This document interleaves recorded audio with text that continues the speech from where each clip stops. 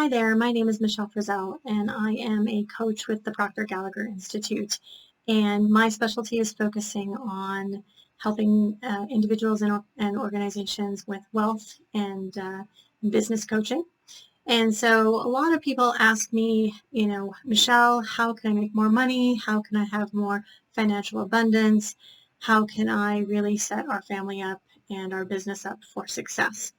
And so one of the things that I thought I would do is I thought I would share with you a wonderful little book. It's called The Science of Getting Rich by Wallace D. Wattles.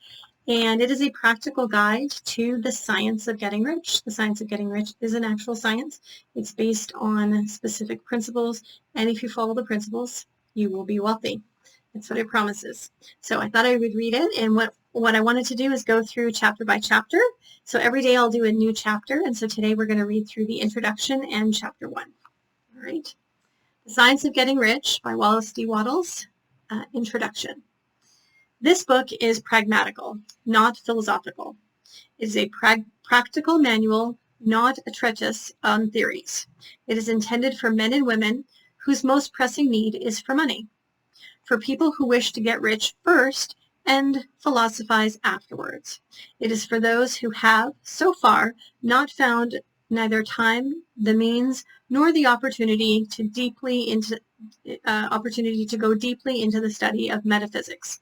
It is intended for those who want results and who are willing to take the conclusions of science as a basis for action, without going into all the processes by which those conclusions were reached. I expect the reader to take my statements on faith, just as he would take the statements concerning the law of electrical action, as if they were promulgated by Marconi or Edison. By taking these statements on faith, he will prove their truth by acting upon them without fear or hesitation. Every man or woman who does this will certainly get rich. The science in this book is an exact science, and failure is impossible. Nevertheless, for the benefit of those who wish to investigate philosophical theories and so secure a logical basis for faith, I will cite certain authorities. The Menistic theory of the universe. The theory that one substance appears to manifest itself as many elements of the material world is of Hindu origin and has gradually been winning its way into the thoughts of the Western world for the past 200 years. It is the foundation of all of the Oriental philosophies and has found a place in the thought of Descartes, Spinoza, Leibniz, Schopenhauer, Hegel, and Emerson. The reader who would dig into the philosophical foundations is advised to read Hegel and Emerson for himself. In writing this book, I have used a plain style so that all might understand. The following plan of action has been thoroughly tested and bears the supreme test for any practical experiment. It works.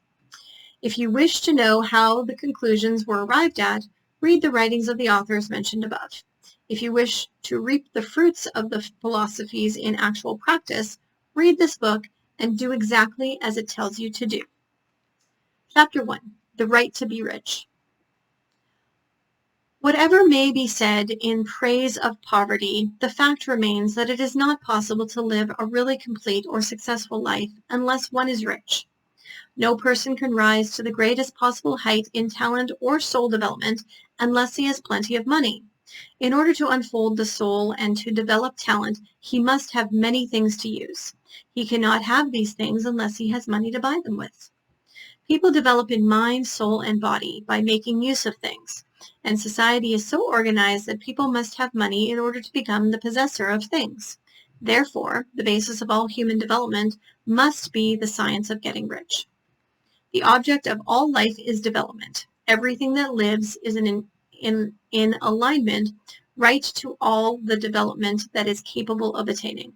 A person's right to life means his right to have the free and unrestricted use of all things which may be necessary to his fullest mental, spiritual, and physical unfolding. In other words, he has the right to be rich. In this book, I shall not speak of riches in a figurative way. To be really rich does not mean to be satisfied or contented with little. No person ought to be satisfied with a little if he is capable of using and enjoying more. The purpose of nature is advancement and development of life. Every individual should have all that can contribute to power, elegance, beauty, and richness of life. The person who owns all that he wants for the living of all the life he is capable of living is rich. Nobody can have all he wants without plenty of money. Life has advanced so far and become so complex that even the most ordinary man or woman requires a great amount of wealth in order to live in a manner that even approaches completeness. Every person naturally wants to become all that he is capable of becoming. This desire to realize innate possibilities is inherent in human nature. Success in life is becoming what you want to be. You can become what you want to be only by making use of things, and you can have the free use of things only as you become rich enough to buy them. Therefore, an understanding of science of getting rich is the most essential of all knowledge. There is nothing wrong with wanting to be rich. The desire for riches is really desire for a richer, fuller, and more abundant life, and that desire is praiseworthy. The person who does not desire to live more abundantly is uncommon, and the individual who does not desire to have money enough to buy all he wants may not be living to his full potential. There are three motives for which we live. We live for the body, the mind, and the soul. None of these is better or holier than the other.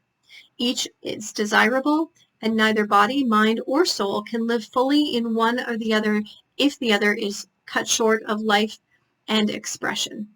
It is not right or noble to live only for the soul and deny the mind or body. It is wrong to live for the intellect and deny the body and soul. We are all acquainted with the loathsome consequences of living for the body and denying both mind and soul. We see that real life means the complete expression of all that a person can give forth through the mind, body, and soul. No person can be really happy or satisfied unless his body is living fully in every function, and unless the same is true for his mind and his soul. Wherever there is an unexpected possibility or an unperformed function, there is an unsatisfied desire. Desire is possibility seeking expression or function seeking performance. A person cannot live fully in body without good food, comfortable living, warm shelter, and freedom from excessive toil. Rest and recreation are also necessary to his physical life. He cannot live fully in mind without books and time to study them, without opportunity for travel and observation, without intellectual companionship. To live fully in mind, he must have intellectual recreations and must surround himself with all the objects of art, beauty he is capable of using and appreciating. To live fully in soul, an individual must have love, and the expression of love is often frustrated by poverty. An individual's highest happiness is found in the bestowal of benefits to those he loves. Love finds its most natural and spontaneous expression in giving. The person who has nothing to give cannot fill his place as a husband or father or as a citizen or human being. It is in the use of material things that the person finds full life for his body, develops his mind, and unfolds his soul. It is therefore of supreme importance to be rich.